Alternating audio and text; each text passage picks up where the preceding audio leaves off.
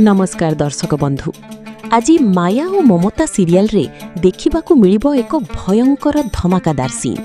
किए सही विश्वासघातक निज घर लोक ही बांटी देले सबु संपत्ति। आज आसुछि एक बड़ धमाका। देखिबे आदर्श कहे नाही पल्लवी एई फाइल भितरे किछि भी नाही। आनंद कहे कौन माने घर आउ प्रॉपर्टीर फाइल नाही।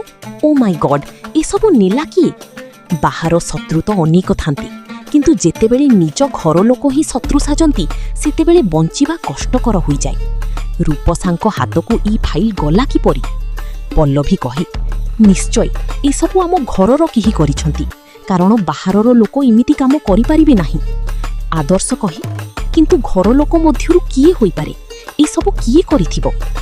पल्लवी कहे मामा यह निश्चय बहु आगरु प्लान करा जाइछि एवं सेही लोकटिए आमको बर्बाद करिबा पई रूपसांको हाथ करिछि। किंतु मु गोटे कथा बुझी पारुनी। माया कहे कौन। पल्लवी कहे जिउ लोक ए सबु करिसंती सेमानकर लाभ कौन।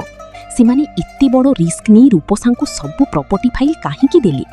सबुठारु बड़ प्रश्न निज घर को बर्बाद करी अन्य को सहाय्य करिबा पछरे किउ रहस्य लुचिछि। घर लोकंक मध्यरु किए सेही कला पहाड़। आगामी एपिसोड रे उठिबो समस्त परदा। जदि भिडियोटी भल लागिथिली लाइक करंतु, चैनलटी को सब्सक्राइब करि दियंतु। आपनकु कोन लागुछि घरर किउ सदस्य रूपसांको सहाय्य करूछंती निश्चय कमेंट करि जणांतु।